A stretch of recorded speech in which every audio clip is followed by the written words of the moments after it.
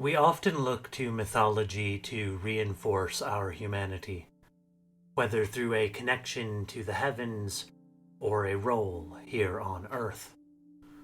But there is another type of myth that emphasizes loss of humanity and becoming a monster. In modern horror films, we fear the loss of individuality among the living dead or the body snatchers. In Gothic horror, we face the monsters which lurk beneath civilized appearances, like those of Dr. Jekyll and Mr. Hyde or Dorian Gray. And unholy abominations date back to medieval stories of witches and vampires. But we have recognized the fragile link between ourselves and our humanity for far longer, dating to the earliest days of civilization, according to Greek mythology.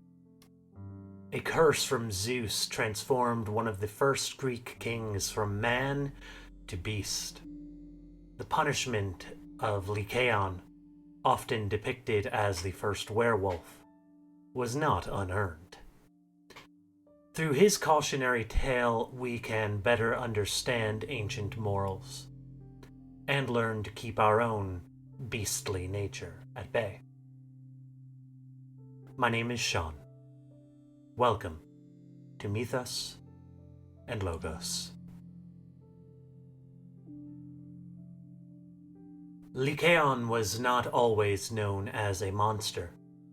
In fact, the 2nd century Greek geographer Pausanias describes him as a culture hero, founding the city of Lycosura, which, though modern archaeology disagrees, is traditionally considered to be the world's oldest, with all other cities being founded after its example. A little farther up is the circuit of the wall of Lycosura, in which there are a few inhabitants. Of all the cities that Earth has ever shown, whether on mainland or on islands, Lycosura is the oldest, and was the first that the sun beheld. From it, the rest of mankind have learned how to make their cities. But when Lykaon becomes the focus of Zeus's attention, it is not because of his skill in urban planning. The king of the gods has long watched over the earth from atop Mount Olympus, witnessing humanity from its golden age, living in harmony with the land, through the gradual decline of the Silver and Bronze ages, into the brutish age of iron. By the Iron Age, humans sail the seas and spread across the earth. No longer content to simply live off the land, now digging deep within it, in search of the iron to fuel their wars, and the gold to feed their desire. And we will take a closer look at these ages of man in a future episode. But the gods, on the other hand, do not wait.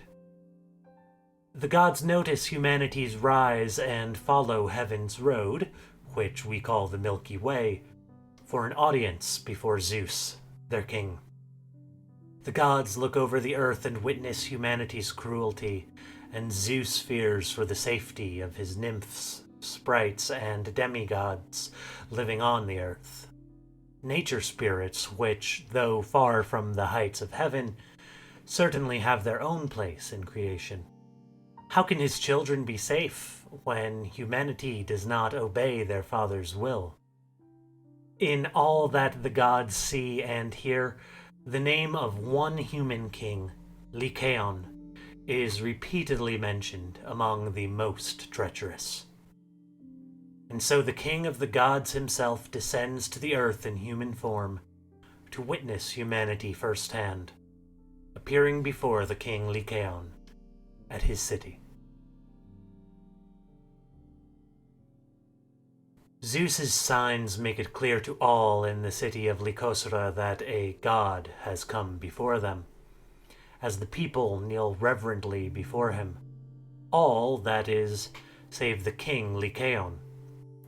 Lycaon had, after all, created a sanctuary to Zeus when he founded his city, so who could be a better judge of this stranger's claim to divinity? The king is eager to prove that this visitor is indeed no god. So while Zeus sleeps that night, Lycaon devises a test of the god's omniscience.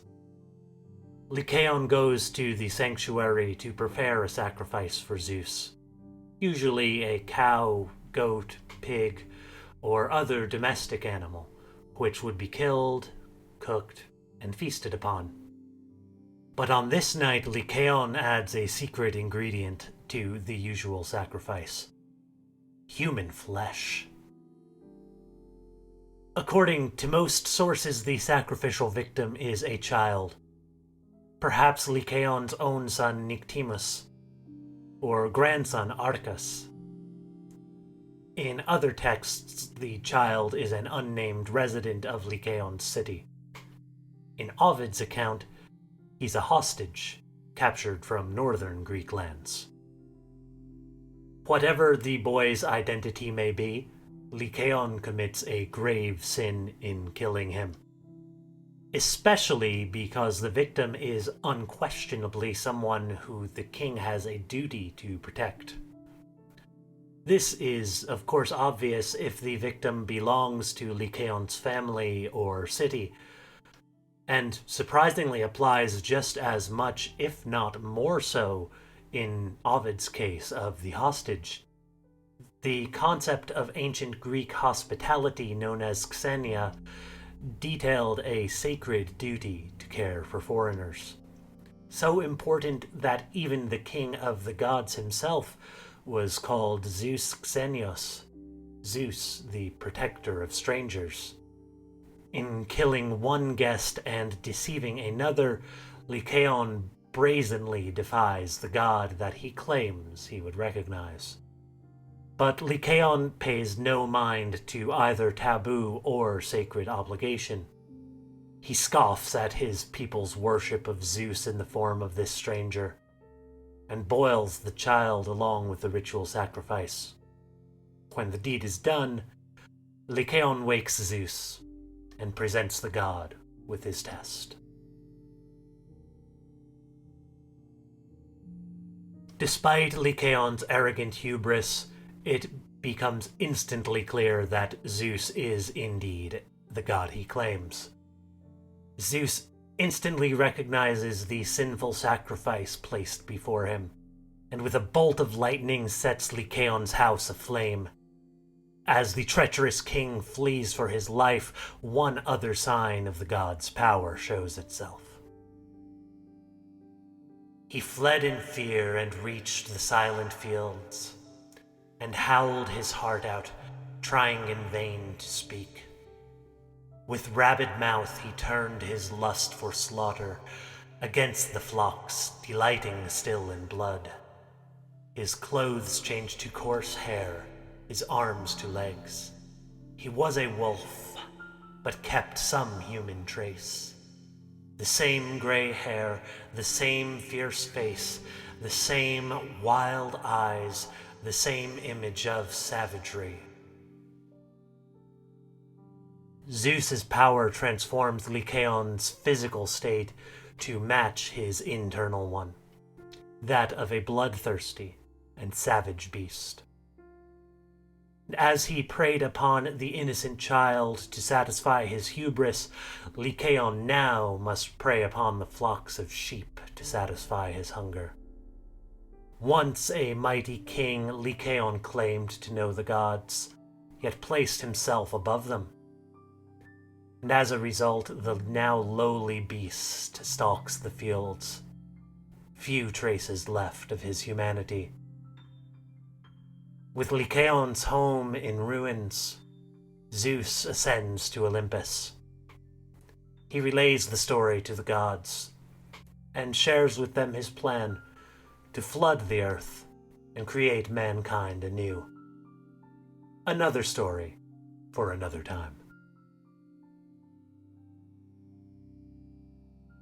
Lycaon's story has had such lasting influence because of the pattern which it presents. Countless stories through today explore the fine line between humanity and savagery, though our beastly nature differs from that of Lycaon in that we are able to keep it contained.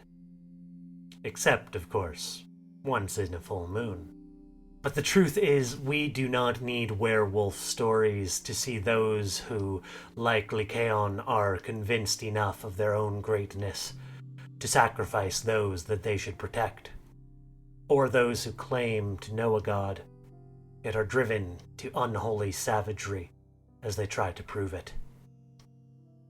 There is hope in the recreation that follows, but even in this new world, we must remember the actions that we are capable of, lest we repeat them. We uncover our past through the stories that we remember and retell. Horror stories allow us to explore the most monstrous aspects of humanity from a position of safety. But we must never forget that the dangers these stories explore are very real. As archaeologists studying Mount Lycaon discovered, the skeletons are not just in our closets, but often beneath our very feet. Stay tuned through a thank you and a brief message to learn more. I would first of all like to thank you for joining in this.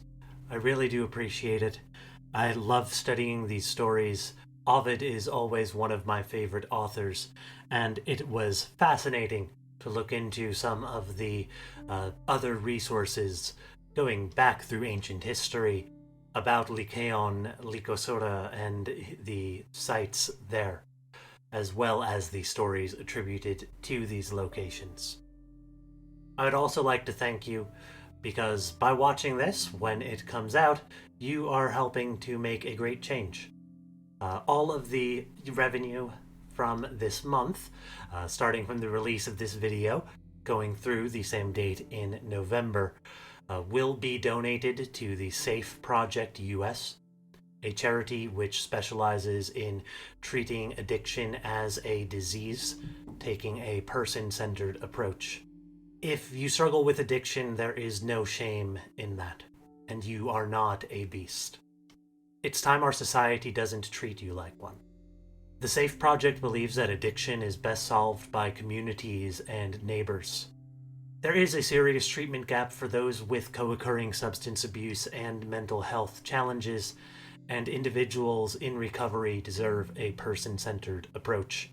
The Safe Project believes that treatment and recovery support services should be made widely available throughout the criminal justice system in the US, while training law enforcement that addiction is not a problem that we can arrest our way out of. Every penny from the release of this video for the next month on this channel will be donated, and I thank you very much for your help of those in need. I would also like to thank the team currently working on excavating Mount Lycosura, led by Dr. David Gilman Romano, Dr. Mary Voyatzis, Dr. Anna Vasiliki Karapanagiotto, Dr. Michalis Petropoulos, and Dr. Anastasia Pangiotopoulou. They have been exploring some of the mysterious ancient rituals at Lycaon City. Among the ashes and sacrificial remains, they found a skeleton, and after studying it, found that it was an adolescent boy. It's not clear whether human sacrifice or something else had been the cause, but it is definitely at a sacrificial site, which raises some very interesting questions around this myth. Just how much historical fact may be there in addition to the timeless patterns it presents. And if you ever are from or find yourself wandering the Peloponnese and hear a strange, almost human howl coming from among the forest and fields, well, I'll leave that up to you.